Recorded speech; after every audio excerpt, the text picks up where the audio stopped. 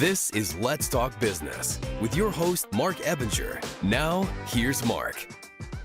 Welcome back to the Let's Talk Business podcast. Coming up on the show today, we're going to talk business networking. Of course, one of my favorite subjects of all time. It's kind of how I spend my life day to day. So, Patrick, I'm excited that you're going to be here. Of course, in studio with us today is Patrick Jackson, owner of Network in Action San Antonio. With over 20 years of experience in vocational ministry and a doctorate in ministry leadership, Patrick has spent the last 4 years growing his business while continuing to serve as a local pastor. He is passionate about helping small businesses thrive through relationship building and is an advocate for the power of authentic networking. Patrick, welcome back to the show. Glad to be here. That was quite the intro, wasn't it? Yeah, no, that was great. I sound much more impressive on paper. That's all good, man. That's all ChatGPT with a little bit of modification, you know what I mean? Just print it out and we're good to go. Of course, I'm your host, Marc Ebinger, the owner of Krukus Virtual Staffing, a company that recruits and staffs experienced overseas administrative assistants for insurance agents who need help with policy management, claims processing, and client communication. And I'm Howie Nestel, the owner of Sharkmatic Advertising, a cool ad agency serious about big results. And I'm your other co-host, Jenevy Sims with the Evolve Firm, where we specialize in creating branding strategies for your business to evolve and elevate. Quick reminder to follow the Let's Talk Business podcast on all major podcast platforms and social media where you can catch video versions of the show anytime. You can get everything easily by visiting our website at satalkradio.com. Now, of course, mixers. We're talking networking today. We had a big, full-packed house mixer, the B&I Mega Mixer, back on, August 1st, not too long ago. Howie, you were there. You were actually, you're not part of B&I, but you came out to check things out. What did you think? It was amazing. Lots of people. And I didn't get there as late as I usually get to things. And it was hard to find a parking space. I had to park across the street. Oh, really? Yeah. Not across the highway? Not across the highway. In the back, there's a street, and then there's a big parking lot. That's where I parked. And it was awesome.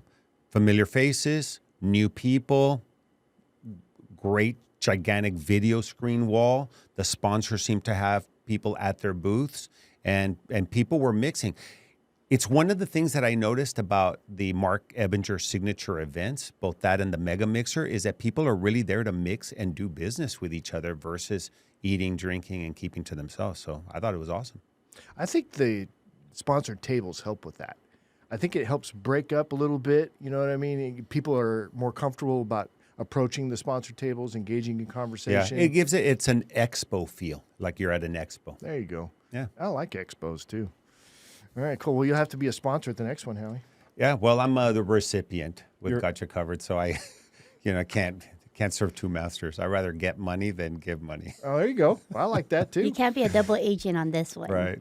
Yeah, speaking of the next one, the Let's Talk Business podcast has another Mega Mixer coming up here in San Antonio on Thursday, October 3rd from 5:30 to 7:30 p.m. Usually we go long, right? We're usually there till 9, right? Yeah. Early bird tickets are still on sale at just $15 a ticket. Of course, there's going to be great food. Oh, man, our caterer, we've got a good one. That was the best. Yeah. That was really, of all the events we've had, that was great. I'm going to keep Excellent them for sure.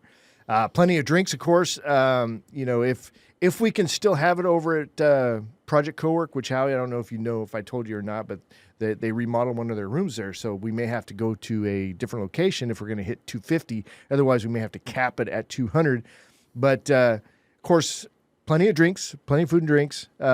Sponsored tables, just like it was before, where you can chat it up with local businesses and take advantage of some great deals. So get your discounted tickets early right now for just $15 by visiting our website at satalkradio.com. And, of course, the net proceeds from the event are going to be going to Gotcha Covered, which is an awesome organization that not only a nonprofit, but they also support other local nonprofits. How you want to tell us a little bit about that? Right. Thank you for asking. So Gotcha Covered, what is it? It's the largest single-day collection drive in San Antonio. Been going on for 28 years.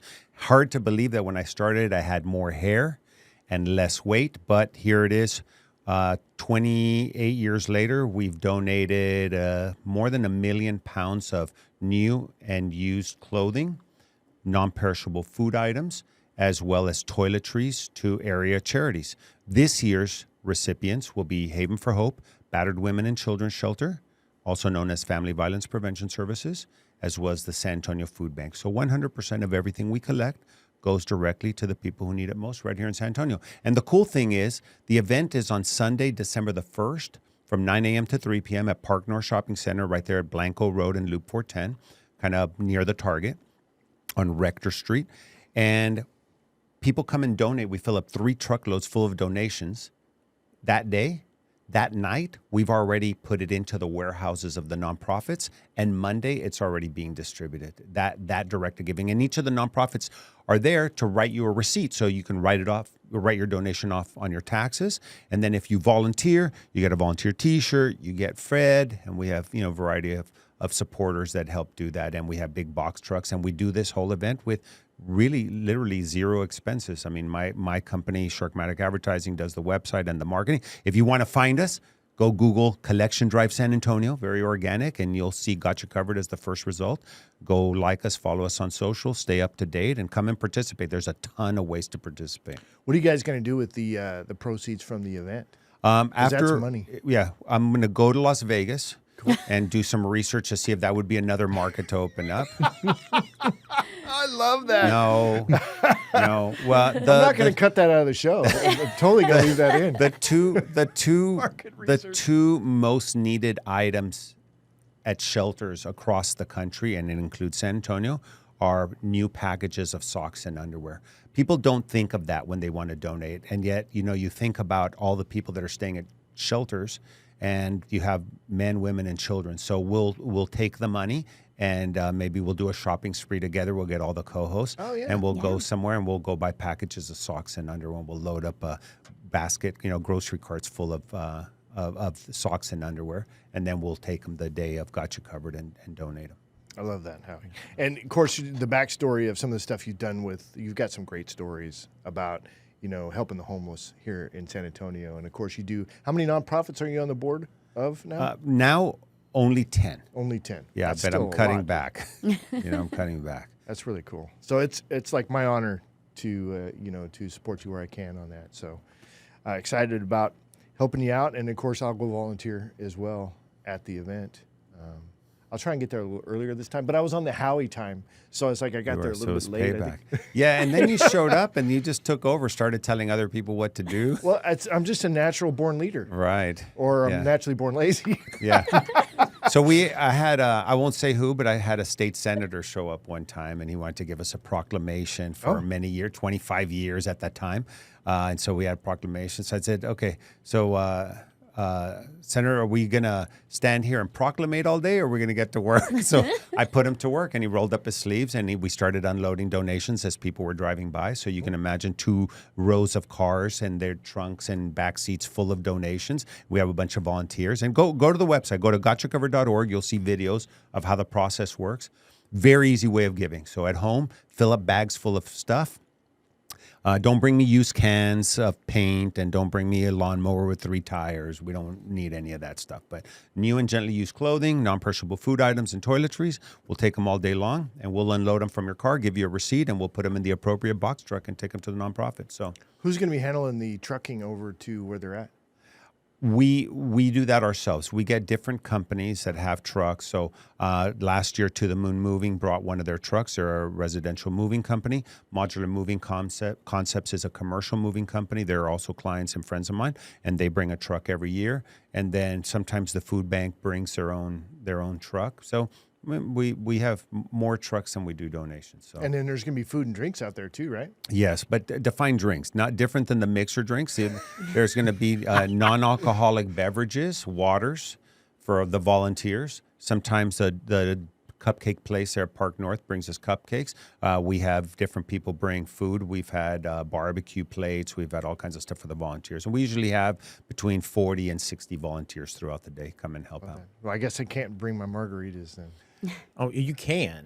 But that's for after everybody's done. But don't set up the whole Margaritaville booth and the whole bit, because we'll get in trouble. All right, so definitely go out and get your tickets and come out and support the event and support Got You Covered. All right, and speaking of which, A quick shout out to one of our sponsors, Tito Pacheco and his team at The Right Guys Plumbing, for being one of the sponsors for the upcoming Let's Talk Business Mega Mixer on Thursday, October 3rd. The Right Guys is a San Antonio-based plumbing company offering a range of commercial and residential services, including water heater replacement, water softener installation, and 24-hour emergency plumbing, which, by the way, at my house, they've done both the water heater and the water softener at mine. So I can vouch for their excellent service. I mean, clean, good quality stuff. To learn more about Tito and his team at The Right Guys Plumbing, visit their website at therightguys.tx, and that's The Right Guys with a Z on the end, .tx, or call them at 210-744-4397. All right, Patrick Jackson, welcome back. I'm excited to have you again. Of course, talking networking is always one of my favorite things to do. But for folks who maybe missed your first episode, give us a quick overview of what it is that you do over at Network in Action. We bring people together to have them form relationships that are authentic, so that they can continue to help each other. Kind of the guideline that I put into is a conversation can help you out. In the conversation for 5 minutes can help you out for the next 5 weeks. But if you spend time building and maintaining that relationship over long term, that can help you out for the next 5 years. And so what we do is when we come together, we actually don't network. Interesting enough, that's because our networking name, we actually do team building and masterminding when we're together, and we trust it and teach how to network offline or in person with one-on-ones. So describe what a meeting looks like then. Meetings are vastly different. We try to keep them fun, keep them interesting. Of course, all the refreshments and beverages, drinks with both definitions, by the way, are available at our meetings that are paid for by me, and as far as food and all that stuff goes. And then so they come, they get refreshed, and then we put them through a conversation. Sometimes they're about what's your why, sometimes about how to make an elevator pitch. Sometimes it's like, hey, how to do something that you've never done before. No networking, social media, anything like that. This week, for one of my groups, we're going to be talking about how to have fun in the workplace. Because if you're not having fun, you're doing something wrong. How many times a month are you guys meeting? Each group meets just once a month. Okay. We want to keep a longer once a month meeting because we want to respect people's time. How long? How long is the meeting? Between an hour and a half. Okay. Yeah. And we're at, like, is it a same location every week or every month? Or yeah, we want to support our small businesses. So one of my meetings is at La Ti Da, a small tea company that's over in 1604 with Leah, who's just amazing, and we love going to that place. We have one at Tropical Smoothie Cafe out in Shirts, veteran-owned small business, and we like supporting them. And then, of course, the new one that we're just going to sit in the fall is kind of be in the Fair Oaks area, and I'm still working on a venue for that. So this is... BNI is like the most widely known, networking or referral kind of a group. Where do you guys differ in philosophy? BNI is about meeting every week, building those relationships, and then referring business and tracking all of the numbers so that you can actually see an ROI. Where do you guys differ, or where are you guys similar? Similar in mission. BNI is an amazing organization. Ivan Meisner has the best book on networking there is, kind of the original book on networking. And so our mission is the same, to help people grow and succeed.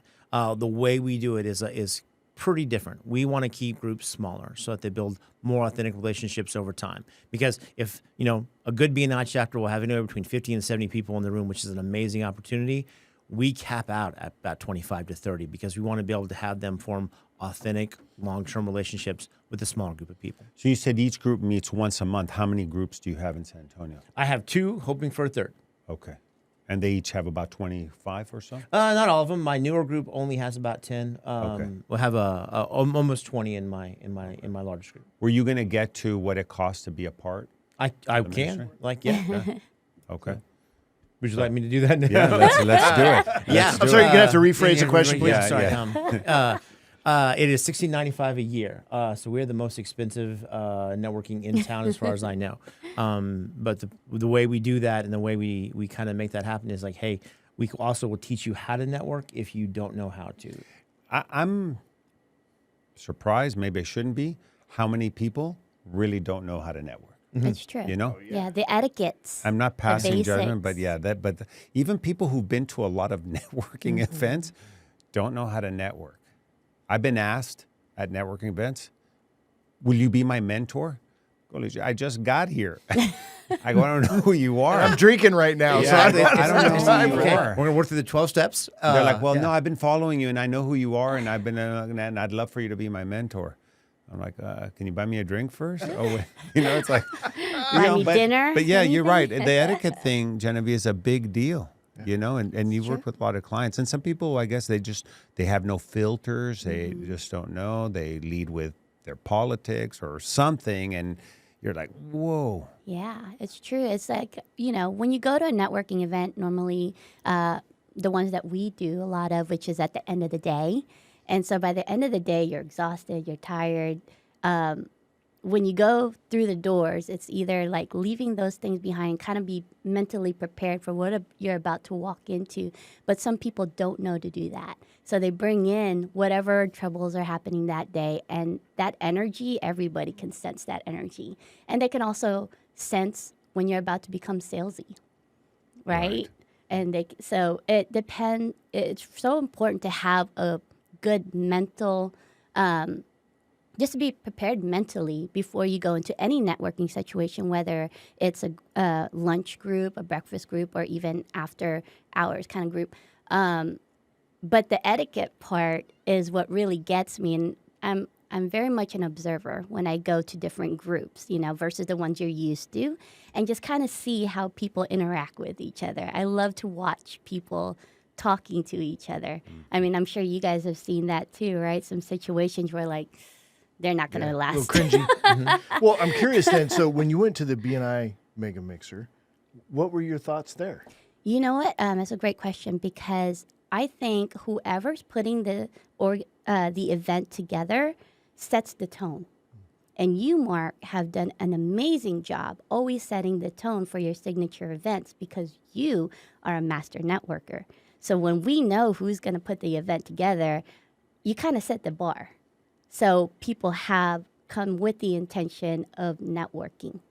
Well, that's going to be a video clip for sure. Yeah, and that's actually, if I can jump on that, that's one of the biggest things that we have to teach our new networkers is that you walk into a networking space or networking room with the idea of what you're going to give to the people in the room. Exactly. If you walk in with the mindset of, I'm going to meet some contacts and I'm going to get some sales and I'm going to make some money, you're almost guaranteeing failure right from the beginning. Yeah. If you go in with the idea of, hey, I'm going to meet some people who I'm going to be able to help, amazingly, and it's like semi-ironically, you're going to be able to help people, and at the same time, you're going to get the thing that you are kind of, leaning away from, while the people who are leaning into what I can get from a networking event, no matter how big or small it is, are the ones who are going to walk away going, well, I had some drinks and I talked to some people, and that was it. Yeah, and Giver's Gain is a great bumper sticker, but I don't think people lead with that. And you could teach it, but until somebody experiences that they gain from giving, chances are it's going to be a hard sell. And I love the way Zig Ziglar puts it. You help enough people get what they want, you'll get what you want. You'll get everything you want. Relationships are the foundation of networking, right? And people don't always realize that. They figure they're going to push their business cards out. They're going to be there for the opportunity and whatever. But, you guys focus on relationships a lot where you're at. That's kind of sounds like your foundational principle is relationship. Is that accurate? I would agree with that 100%. I mean, everything we do is about helping our members build relationships with each other and helping teach them how to build business relationships. Because a lot of folks, they're prominent in their field, they're expert in whatever they're doing, but when it comes to building relationships, it's almost like they're starting new. And if you don't catch them kind of before they get to I'm just going to go to this event and I'm going to walk away with 6 cards and they're all going to buy from me, then you almost have to backtrack and say, okay, well, let's just slow down. And I want you to go into this space and, like you said, teach them. But really, you can't really teach them anything. You just have to set up the environment where they experience it. Yes. And once they experience, I walked into this space with the idea of I'm going to help 3 people with nothing on my own agenda. And they walk out going, hey, hold on. I help people. And something happened with me as well, that I got some business, I got some contacts, I got some areas and avenues that I haven't explored yet that might help my business grow. How does that actually manifest in your meetings when it comes to passing business or business getting done? Because at the end of the day, there's an ROI that needs to be looked at. So how do you guys accomplish that at Network in Action? So we ask them to track it over our app and over our website. If they want to track their ROI, we do. We do have a small guarantee on our ROI, but it depends on the price point of the person and their business and how much they make per client and things like that. What I like to say is pretty guaranteed is that we'll make sure that you make at least twice of what you're putting in if you're actually attending and participating in the conversation. So while we do have a guaranteed ROI, I don't like to focus on that because already we're setting up that transactional relationship talking about an ROI. I'd much rather focus on, hey, let's help you learn how to build business relationships because that's a skill set and a passion that will carry you on to the future.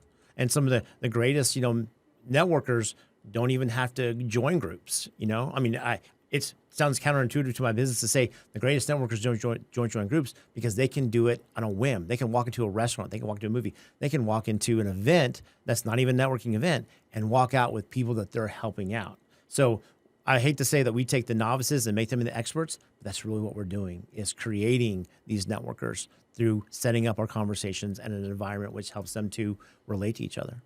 And how successful is that? Is Network in Action? So I was new to it when I started. I'm doing okay with it. I don't want to, say that I'm making, thousands and thousands of dollars and connecting hundreds of people because I'm not doing that yet. So I'm still learning about it. But we have groups in Houston that have been meeting over 10 years and have done millions of dollars worth of business with each other. So I'm hoping to get there with my members. Yeah, I don't see these kinds of groups not working if you play all in. Because how could it not work if you're in a group of people that are there with a common goal of connecting, building a relationship, they're all business owners, and they know that ultimately that to help themselves, they have to help others, and they learn that or they experience that. There's no way it can't work. So when somebody is an outlier and says, oh, that didn't work. I joined the chamber. I didn't get anything out of it. I was a member for 5 years. Then you start asking and probing a little bit. Did you go to the mixers? Yeah, I went a few times. I go, did you meet anybody? Well, I always had a goal of collecting 25 business cards before I left, and I did, Yeah. Could it be that you did it wrong? Could it be that the chamber doesn't suck? Maybe you suck? You know what I mean? Because if you have chambers in every city across the United States and people have done billions of dollars worth of business and you've done none in 3 years, maybe you suck. Is there any chance that you could explore that possibility and maybe change your approach a little bit? Same thing with these groups. You usually get out what you put in. It's like social capital. Absolutely. If So you're it's not on the investing group. in Here's the thing, though, is it's on the group to create that atmosphere. To Geneviev's point, it's like you set the expectation so that when people come into it, they have a great environment in which they can succeed, right? So if you can do that, then to Howie's point, there's no reason that they shouldn't succeed. Well, if you set the environment and the the feel and the purpose right, you're going to attract the people who are willing to do that. And the people who are just out to, hey, I'm going to collect 20 business cards and I'm going to call them and not get anything back from it, they're not, oh, no, I'm not interested in that. Because they'll see that they have to actually contribute. They actually have to put themselves out there. It's like you said, going to social capital, I kind of going to a gym. I can join a gym anytime I want. Unless I actually go and participate in what the gym has for me, I'm walking out still looking like I look. Now you tell me. Now, Now you tell me. Oh, if only I know. He said gym, not gyms. we're going to put closed captioning so people can see that. Yeah. Right. Like gyms, I don't know, man. I always have the tortilla soup. And But it's so true, though, because it's one of the things that we emphasize on at Business Professionals of San Antonio is to build the relationships and then the business will follow. Because people will do business with people they trust. So when you come in with the right intention of coming to these events and joining groups like yours and just setting that expectation, then it really creates those doors of opportunities. Like they said, you're always one relationship away from your goal. And it goes farther than that, too, because while they'll do business with people that they trust, they will also have a different level of referral. There's I met a guy one time who did that, and there's I know this guy. I know his kids. I know about what he does. I know his why. I know his passion, and I know how good he is. And then I'll set up the conversation between you and him. Why? Because it's going to help you both out. there's a different level. One is you're getting business from the people in the room. The other is you're getting people from the network of the people in the room, and that's a much larger pool to pull from. I also feel like you should be networking only with people who can refer business to you, not with people who can buy from you. Because if you network with people who can buy from you and you meet 50 people, you might get 5 customers or 5 clients. But if you network with 50 people who can refer business to you, you might get 500 customers from those 50. And if you're going to cultivate relationships, cultivate the ones from people that can send you repeat business. Yeah, and I like both, right? I mean, because it's like being around B2B services is what I do, so I can get both, right? Because there's lots of people in my networking circle that know, like, and trust me, and they can buy from me, but they can also refer business from me. So I like both of those. But I think maybe to Howie's point, or maybe I'm taking it a step further, is a lot of people in networking aren't thinking that way. They're not thinking about their business-to-business connections, people that are servicing their ideal client. They're just thinking about, I need you to buy from me, right? Which is a wrong energy big time anyway. But if you're connecting and building relationships with people who can then, to your point, refer people to you, that's way better, in my opinion, than trying to get somebody to buy from you. So 30 years in marketing has taught me several things. One is that people will buy from you before they buy what you do. Now, they are already going to buy. Somebody who needs branding, they're in the market for branding. They always need branding. But they're not going to buy branding from the Evolve firm until they get to know Jenevy. Once they get to know Jenevy, they're buying from Jenevy, but they're buying branding. See what I'm saying? So it's more important that people like you, get to know you, and know what you do. It used to be, and my philosophy was this at the beginning, it's who you know, it's who you know, it's who you know, it's who you know. When I was early in my career, I wanted to get to know everybody. And this was before social media, so I wasn't following it. I'd go to meetings, I'd go to conferences, I'd collect business cards, I had my Rolodex. But then those people didn't know me. I knew them, I had their card, but they had no idea who I was. Then I changed my philosophy, and it's like, they got to get to know me. So then I had a lot of friends, but they didn't know what I did. And that was made super clear when I had gone snowboarding with a buddy of mine that lives in El Paso. We'd go to New Mexico all the time to go snowboard. Anyway, so we're in the mountains. This was the 10th time we'd been snowboarding. He goes, hey, you're in marketing. Do you know anybody who can help me with my website? Man, I'm having a ton of trouble. I'm like, Mario, what do you think I do for a living?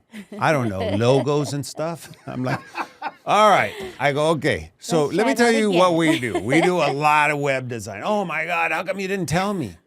So then I came to the realization that it's not who you know. It's not only who knows you, but it's who knows what you do. Once people know what you do, then it opens up for a transaction. Let me add to that too, because I'm going to say that, like, I think one of the areas that I do well in networking is that I tend to give a lot. Well, right? You have a good line. What can I do for you? Exactly. Yeah. It's like, what kind of connections are you looking for? And then, that can help your business. And then I try and connect to 2 or 3 or 4 or 5 of those people so that they go away with something that is of huge benefit.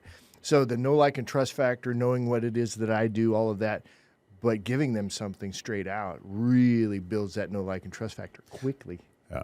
Yeah, very much so. When I first started networking, I was kind of learning on my own. I didn't have anybody mentoring me. So any event I would go to at that time, I was usually the youngest or, the minority in there. And so I really had to kind of build my own brand. Like you said, nobody knew me. And I come in there and I don't look intimidating at all. So I don't look like I'm a professional in my field. So I'm not, people are just kind of going by me. Or if they do, they're not really talking, to me as they are at me because of how I look. And so it kind of, for a while when I first started networking, it really wasn't something that I thought that could actually benefit my business until I had one person come up to me and said, what is the best referral for you? And I was like, whoa. Instead of, what do you do? What is the best referral for you? And that kind of just changed everything around because now I'm asking people that question. It's a great conversation starter, you know, because now it's not what I can do for you as far as my services, my company, but how can I connect you to my network? Because my network is more valuable, you know, and then that turns around and, you know, brings it back 100-fold for sure, because 14 years of business later, people still know me, still know my flower, still know the brand that I've been building for 14 years. But when I went to these networking events, I was the first one there, I was the last one to leave. And it wasn't that sometimes I wouldn't even pass out a card. But I was there to talk to people and build these relationships. That's how we met, you know, networking, not with the intention of, you know, putting my company and my business out there, but just building those relationships, and then the business followed. And I think you and I were competing for the last person there at the last event. Yeah. Yeah, but for different reasons. Jenevy hang wanted up. to No, you talk to hang up. people, and there were still margaritas to drink. So you were there for different reasons, staying the longest. Margaritas or coffee. It's hard for me to imagine that you know, people wouldn't notice you because you dress nice. Of course, you have the flower in the hair that stands out. You know, and you're very personable. So Thank you. That took a while, though, because if you didn't know me back then, I was very much an introvert. oh, Well, you're very you know, back to, you know, you don't have to be great to start, but Yeah. you do have to start to be great. So you have to start Exactly. somewhere. You That's have to why show up. I love the network in action idea because, and you know, $16.95 is not a lot. That's not per month, right? $1,695. That's $1,695 a year. That's not a lot. I was a member of EO. Was four grand a year. Oh, You how know? was that? Wow. We don't have another hour to. I was. There were Well, certain. maybe it was you. There were certain. see what They you actually discourage you from trying to get business, and that it's the it's the Wow. anti-networking group. You're there for education. And since I've known it all since I was 25, Right. there was going to be very little I was going to learn there, you know? But I made great friendships with people that I'm still friends with. I got to listen to some amazing speakers that travel all over the world on the speaker circuit and came in and all that stuff. And it was well worth the $4,000 I spent a year. You know, there were quarterly education days that were the whole day. You learn finance. You know, I was snoring. You learn marketing. I could have taught that. There was sales. You know, I do that in my I love that sleep. you got it all You know? figured out. Yeah, so- Since he was 25. since I All was right, 25. let's get back to Patrick here. So I do have a couple questions. So Like, $1,695, great deal. Yeah. What what are the requirements to join, though? Okay, so you need to come to a meeting. We do a background check on everybody to make sure that nobody's in the room that is had any like fraudulent activities or done anything violent. A business assessment is provided by us to help you and get started with your biggest needs, so that we can kind of kick off with you with the ground running. And then and that's all the hard ones. The soft one is I need you to come and see if you mesh well with the group.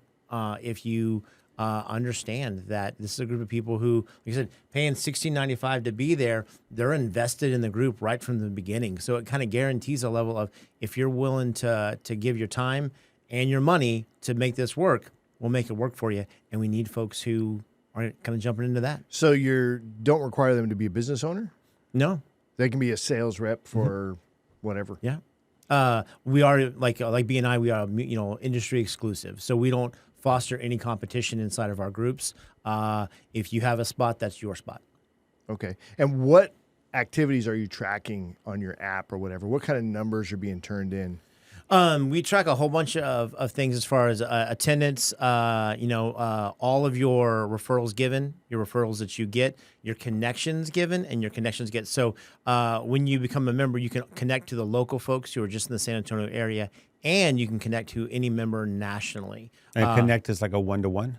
Connect is like an invitation for a one-to-one, an exchange of information, trusting that a follow-up will happen. Okay. We trust that our leaders and our members and our business owners are adults, so we help them where they need help. But if they want to go on one-on-ones on their own, we don't monitor it, because we know that they are adults and they can do that on their own. So we'll help them where they need help, but where they want to spread their wings and try their own things inside of one-on-ones and networking and meetings, we let them do that. Is it encouraged to do, like, if you're in a chapter in San Antonio, to go, visit the other chapters and is how much of it is online? Any of it at all? So we have a monthly online Networking with the Nations meeting. That's a different meeting than our in-person members groups. That's also included. And then we have a sales training once a month if you want to jump into it online. And we have a kind of a speaker series once a month that's also available. So all the things that your thing you mentioned with the trainings that go on and on, we provide all of that, plus a university that you or any member of your organization can jump on for free and get that education in, little things, marketing, social media, upping sales, lowering prices, raising prices, even a year-long MBA if you want to jump into it, non-accredited MBA. I'm going to say that, I think, legally. But it's like, hey, if you want to take the entire thing, you can go and do that, all included with membership. So I don't even know if I answered your question. I kind of rambled there. You answered that question plus others. Okay, that I gotcha. had. Yeah. Look at me. All right.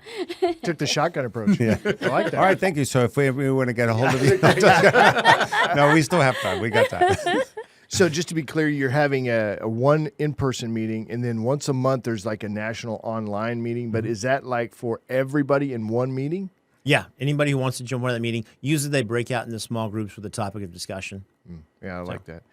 I like those kind of setups, or those breakout rooms are kind of cool. What happens in the breakout rooms in the sessions? It depends on the topic. Usually they'll kind of introduce a topic and then they'll break you out. Sometimes you get to choose your breakout room if you want to discuss a topic, and sometimes they just randomly break you out into in the national meeting. So I've only been to it one time, but since all my time is local, because I'm talking to folks local and I want to meet with them in person, it's mostly just an educational experience for me. But I've had members who jumped in who really enjoyed it. Patrick, what did you do prior to Network in Action? So I'm a pastor full time. Okay. So I saw a little bit about your history about vocational ministry. I had a small coaching business. So after my doctorate in leadership, I tried to launch a ministry coaching business. There's only one problem with that. Ministries have no funds. Right. So I did a ton of pro bono work. And so then I expanded it to basically coaching just professionals, had some great clients, had a great time for a couple years. COVID hit, and that kind of dried up fast. And so was looking for something new, and there were a couple of different things, wrote a book and then did a couple other things. And then finally someone says, hey, you would be really good at this. Have you considered it? And through networks, I got connected with somebody who said, hey, why don't you try this? So, but I still pastor full time, which is still the majority of my week. And when you pastor, what do you pastor? Now, obviously not leadership and not business, right? I mean, it's religious pastoring? Yeah. Okay. United Methodist pastor. Okay. But amazingly enough, what I find is the skill set for pastoring and the skill set for leading groups overlap quite a bit. You're still wanting to connect with people and care about them, listen to them, and help them to find what they're looking for. Well, isn't there another famous leadership guru pastor that wrote a bunch of books? Maxwell? Yeah. Yeah. So I guess, yeah. So somebody it set that ties path, hand right? in hand. I'm not quite as big as him. Yeah. Gotcha. Next year, maybe. Yeah. Tell us about your book. Oh, my book. I wrote a small book on self-reflection. I really can't recommend it to anybody. It was my first attempt, and I got about 80% done with it. And was just like, okay, I have to finish this. So the editing process kind of, I wouldn't say got skipped, but got skipped. And so it's out there. It's called Leadership and Self-Reflection. But it's, Reflecting Pool, I think is the official title of it. Gotcha. So, yeah. All right. I have a question about leadership. I was under the assumption for a long time that everybody wanted to be a leader, and that the older and more experience I get in life and with business owners, and I've worked with 1,500 clients in 30 years, I realize that a lot of people don't want to be leaders. There's a lot of talk around leadership, but a lot of people are like, I'm good. I'm happy to be a passenger on the bus, man. I don't have to drive it. I'd rather just get to the destination. What's your take on people want to be leaders? I would probably say that a lot of people want to be called leader, but few people want to actually make the self-sacrifice that is needed to become one. And there are a few individuals who maybe don't want to be a leader and know they don't want to be a leader. But I think there's a ton of folks who want to lead but don't want the responsibility and the sacrifice that comes with it. Oh, there's a great meme that shows a male lion with blood all over his face. And it's like everybody wants to be a lion until it's time to do lion shit. Right. And I'm like, I love awesome. that. Yeah. Oh, yeah. Yeah, I've used that a few times. And another animal analogy is like zebras and lions are very different, right? A zebra's a zebra. They do zebra stuff. We don't have to judge them for not being a lion. And the same thing back and forth, right? It's like they're not fit for that. So not everybody's made to be a lion or a leader. Right. You know what I mean? Yeah. Continue with the analogy. We talk about that because the name of my company is Sharkmatic. So I always say there's sharks, and then there's every other animal in the ocean. And if you're not a shark, guess what? You're food. What does that mean for Sharkmatic, though? Help me out with that. Well, I'll send you a little Talk to me video. like I'm 5. We do shark shit. You know what I mean? We're scary. We don't sleep. We're always moving around. We're always looking for the next opportunity. But we help our clients look for those opportunities. Well, but sharks aren't the smartest fish in the sea either. People It's not Smartmatic. right. That's smart. That's a different company that makes smart screens. I love it. But I think whether or not people set out to be leaders, everybody has a circle of influence. And so with that will come leadership opportunities, and some thrive and some don't. And that's where your group, steps in to help them, bring them to that position where they can lead. And they lead from their strengths. A lot of folks see leadership happening through somebody else and say, I'm going to emulate that. But true leadership happens from, you lead through your strengths. So the things that you're really good at that help out other people. Yeah, that's like inspiration. You know what I mean? It's like parenting is one of those things where your kids are learning more by watching you than they're about what you say, right?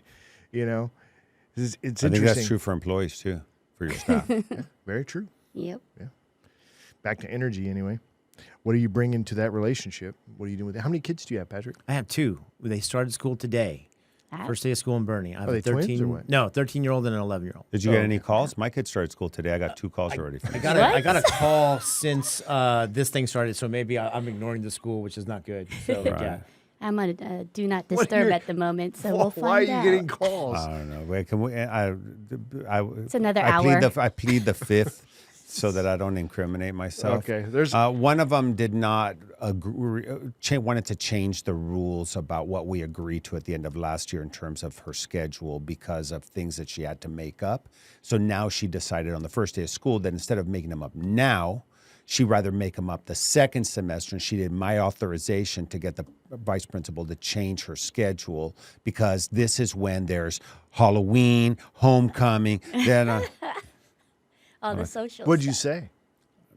Did you approve it? no, I did not. Oh. I did not approve Wow, it. So you're I such said, a put it in your hard ass. journal so that when you're 37 and you talk to your therapist and your life sucks, you could say it was because I didn't let you change your schedule. When you end up on Oprah or Dr. Phil. right, Dr. Phil.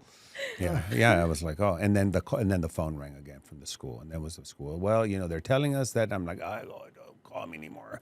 I go, listen, this decision, this was taking place. We already had this meeting, and it was last May. So just proceed as planned. We didn't change our mind. We're not doing whatever. I love it. How did your kids do today? I'll find out. I'm going to be meeting No, I them. mean getting up and going back into the there whole was routine. the normal. I'm nervous. I didn't sleep well. And where's this? Where are my shoes? Things like that. All the things that we prepped for yesterday that sometime failed between midnight and 7 a.m. this morning. But they got off okay, and so as far as I know, I think it's going to be a good day. We'll find out though. All right, so let's get back to networking, right? No, I love parenting too. I got a 17, going to be 18-year-old, and I remember what it was like to be 17 and having it all figured out. Love it. But so networking, I'm in B&I, right? I learned about the value of cross-chapter visits, stuff like that. It really kind of helped my business out a lot. And then we got into events, and now I'm going to be doing these mega mixers. The idea, of course, bringing everybody together, which is a tremendous cross-pollination opportunity, but it's also in a social environment, which I like, but it is also a recruiting opportunity as well. What are your thoughts about doing something like that for what you've got going on? A social mixer meant to not only for your members, but also to bring in other folks. Mm-hmm. I kind of view it as like a house, right? So a mixer is like, welcoming people into your entryway, right? Not a lot of detailed, meaningful conversations happen there, but you kind of know who you want to invite in the rest of the way into your house. So mixers are great with like, hey, I'm meeting a lot of people. I'm seeing who I want to continue the relationship with and who I want to connect with in a one-on-one. And then kind of your more set social events that are kind of going once a month, things like that we do at NIA are kind of more of your living room, right? Okay, people you like, people you know, I want to connect with them and I want to continue to connect with them. And then when you come into like hey, we're going to meet on a regular basis here and we'll build this relationship and we're going to meet one-on-ones, is like your friends who you invite to the kitchen. You know what I'm saying? I mean, where your friends come, hey, how deep in your house they come is how well you know them, right? The guy delivering the Amazon package, he might get in the entryway if he even gets in the house. Your acquaintances, hey, they'll make it to the living room. Your friends are watching you prepare a margarita, just for you, Mark. While you're talking to them about what's really going on with their lives. So you kind of have this stair-step approach or this kind of entryway approach into your thing. So the mega mixers and things like that or anything like that are great places to meet people, but you're not going to walk out of there with authentic relationships. You got to have the follow-ups. Meeting in another venue, a one-on-one, or connecting to the group that they're inviting you to so that you can continue to grow. Is that what you teach? That's one of the things that we teach, yeah. Great. And very true. So, what are your thoughts on the recruiting opportunities of like the B&I event that we had? Because I heard quite a bit people saying, "Well, I didn't realize, what this was," and it's so they're kind of getting a feel for the family. The what's that vibe? What's that thing feel like? What were your thoughts about how? So when people say, "I didn't realize what that was," here's where the pastor has to cover his ears. But the masses are asses. Okay, people in groups are at a lower level than the individual smarts they bring to something. So if they see a lot of people just hanging out, they tend to hang out. And then they tend to go with the vibe of what they perceive is going on in the area. You have to lead people. You have to make announcements. You have to take them, tell them, this is the time to go to the booth. This is the time to do this. This is, if you want to. Now, again, it's not as pleasurable to run an event like that, but I agree with Patrick. You're not gonna invite somebody from the mega mixer into your bed. Well, maybe into the bed. Never mind. I'm changing the analogy. Into the living room or into the kitchen. Okay. But individuals are smart, but the masses are asses. You have to make it very clear. Not everybody's going to get it anyway. But I think that if you're in a particular kind of business, so if I have a Network in Action franchise and there are going to be 200 entrepreneurs, business owners, sales managers there, I would want to have a booth sponsor, but I also would want to make sure I have an elevator pitch or some takeaway that people can take. I would shake hands with them, meet them, and say, this is how we've helped hundreds of other businesses like yours across the country, or thousands, and dozens here in San Antonio.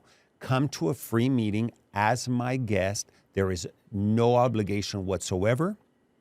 And I'd love to talk to you about how I can help you by teaching you how to network and how to connect you to the right people. So as I'm expanding networking, my time is less and less and less, right? So figuring out group type situations where I can meet people and continue to network and build those relationships is something that I'm actively looking for. Genevieve, how are you approaching that now? I mean, because obviously you're very busy as well.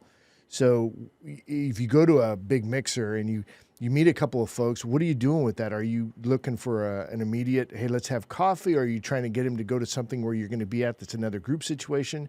What's your process? So I've always heard that relationships are elevated through mountaintops and through tabletops, meaning that when you have these relationships, once you've connected with them, whether it's a networking event or a smaller scale, it's up to you whether you're going to take that next level. And normally when I first started the business, everybody's like, cup of coffee, let's go have a cup of coffee. And he started that. Yes, I know. And I was like, I can only have so much coffee in one day. Exactly, I learned. But I don't want to lose the opportunity. But then it kind of turned into, again, which relationships can I also benefit from by helping them through my connections, and then having not just a cup of coffee, but breaking bread with somebody. When you're able to break bread with somebody, a lot more happens. And that's why it's important to go to, some groups that do that. But being able to take that relationship to another level. So as far as my time goes, I'm very intentional of who I spend time with, and which groups I'm going to invest my time in, and as well as my finances, and of course build my team and put my team in those places and position them as well. Because the thing about being a leader is not to be the one that's overcommitted. That's actually the best way to kill your productivity, to be overcommitted. So how do you handle it when somebody that you're not quite sure is a good, because I'm experiencing this these days. Yeah. So I'm curious how, when somebody that maybe you don't know, but they're like, hey, I'd like to go to lunch or go to coffee or whatever, what are you doing with that? That's a funny question because I'm still kind of working through that. But one of the things that one of my mentors told me, because I used to get this a lot, was, can I pick your brain? Can we have a cup of coffee and can I just pick your brain for branding? And at first I was like, it's a cup of coffee, sure. Well, I make sure to schedule 30 minutes only on my phone, so no longer than that. But the thing is, I tend to talk a lot. So next thing you know, an hour goes by and I have not done any work, and I'm going to have to make up with that somewhere in my day. So one of my mentors showed me his pricing, and he calls it the Pick a Brain package. $600 to pick his brain for 1 hour. But out of that 1 hour, you get a lot of information. And so I started implementing that. Actually, mine's only $300. And it's a lot for, it's really good for the businesses that have their own marketing team. And they just need somebody to create the strategy for their marketing team. So it's a DIY kind of thing, but they need direction in that. So that's the Pick Your Brain package, which actually makes use of your time. And then, a little bit more part of your question where people are like, I want to have a cup of coffee with you, but you kind of have an idea of their reputation. You know who they are in the community, and you know what their intentions are. It's kind of part of that, knowing and reading people. And if you don't know, what are you doing with that? Oh, the good thing about having a network is you ask. Hey, have you heard of this company? Or, ChatGPT, Google, you can quickly look up somebody. And, the thing about the internet is you can't hide anything on there, right? Yeah, but most of the people that want to pick your brain and whatever, they're not out there. You can't, even ChatGPT can't find them sometimes, So my deal, and thank you for not asking me the same question. You were going next because... Look, you asked me some random question, and then you asked her 3 great questions back to back. I'm like, I'd love to answer those. But you're next because this is how she handles it, and I'm just kind of thorough in my questioning. But I am curious how you handle it, and also for Patrick, how you guys handle these, because people that just want to hang out with you a little bit, get to know you, but they're not really the best person maybe to spend that time with, an hour with. How do you handle that? How I used to handle it is kind of like the way Jenevy handles it, but I never had a price for picking my brain. But I would agree to it because it's some semi-harmless and whatever, and I like coffee, right? But then I got to the point about 10 years ago, my kitchen, in your analogy, is lunch. I'm not going to go to lunch with you. I don't want to have lunch with you. I don't want to talk about marketing. I don't even want to talk about you possibly being a client of Sharkmatic's at lunch. You want to do that? I say it in a nice way, though. Come to my office. I'd love to introduce you to my team. I want to put the big screen on. I want to see what we do, and I want to ask you what you need and what you think you need, and let's talk at my office. But they think, I'll just go to lunch because it's less commitment, and I just want to kind of get some ideas so I can kind of implement them myself. So no lunch. My living room is breakfast. I may meet you for breakfast tacos, but not to pick my brain. Anybody, even somebody who's younger, starting out in business, just wants to pick my brain, wants to get ideas, whatever. I said, have you checked out sharkmatic.com yet? Well, I know. I mean, I will, but have you looked at our YouTube channel? Have you subscribed to anything? You watch anything about what we do? And if they haven't done any of that, I give them homework. I said, take a look at that, and then let's have a conversation about what we do and what specifically you'd like to know about. And then I still bring them to Sharkmatic. That way they could see it, and then all of a sudden they're like, oh man, I met somebody that actually, because I want to build people, even though they may not be raving fans. I want people to know what we do so that they go out there. If I'm going to invest 30 minutes of my time, an hour of my time, I want you to know what we do. And then usually I'll spend 5 or 10 minutes with them, and then I'll have them talk to my team. Then my team will let them in on stuff. I'm not going to sit there for an hour with them. That's great insight. Patrick, what about, again, you're networking a lot. You're bound to get lots of questions for, coffee or lunch or whatever. How are you handling that or prioritizing it? So I figured I can do 15 minutes to 20 minutes with anybody, and my time is okay on that. So I'll invite them to a Zoom meeting. Hey, let's set up a quick Zoom meeting, because I've had some very surprising meetings with someone like on paper, like this is going to be kind of just a me mentoring them, maybe me answering some questions, them picking my brain kind of questions. I saw little value of it for me, and I walked away with some amazing insights from a much younger person who, like you in 25, had it all figured out. And so I used to say, hey, let's just do a Zoom call. I don't have to drive. It doesn't cost me anything. And then at the end of that time, I know that, that's my entryway. If I want to invite them to the living room, I'll immediately invite them to either a longer conversation. Hey, let's do another Zoom, an hour-long Zoom. Let's set it up because I want to continue this conversation. A lot of times I'll say, hey, why don't you come to a group? I'd love to have some people to introduce you to and have them know what you do and you know what they do and how well they can help. And then at the same time, it's kind of like that homework. Okay, if they actually show up to the group, I'll remind them, of course, but if they show up to the group, maybe it's someone who I want to invite into the kitchen to actually become a member of the group. I've had several people who I'm like, hey, they got all the way to that point, and I'm like, I'm sorry, it's probably not going to work out. Your vibe and the group's vibe just don't seem to mesh. But I've had a ton where I had 15 minutes with them, and it's like, hey, this was great. I appreciate everything. This is my contact information if you need me again. But I just knew immediately they're in it only for themselves. And so not interested in spending any more time because it's just wasteful. All right, we're great chat about networking. I think we accomplished a lot there. If folks want to get in touch with you, Patrick, how do they do that? Best way is my cell, 918-671-4557 or patrick@networkinaction.com. All right, awesome. And you have a website too? Texas NIA. Yeah, TX NIA is a website, .com. Yeah. Excellent. That's a great place to check it out. I was up on the website as well, checking out what you guys are doing. All right, awesome. Thanks for coming in. I appreciate that. Appreciate meeting everybody. This was great. I had a great time. Great discussion. All right, as we wrap up the show, quick reminder, check out our latest podcast and catch video version of the show anytime by visiting our website at satalkradio.com. That's going to be it for this one. You guys have a great week. We'll see you on the next one.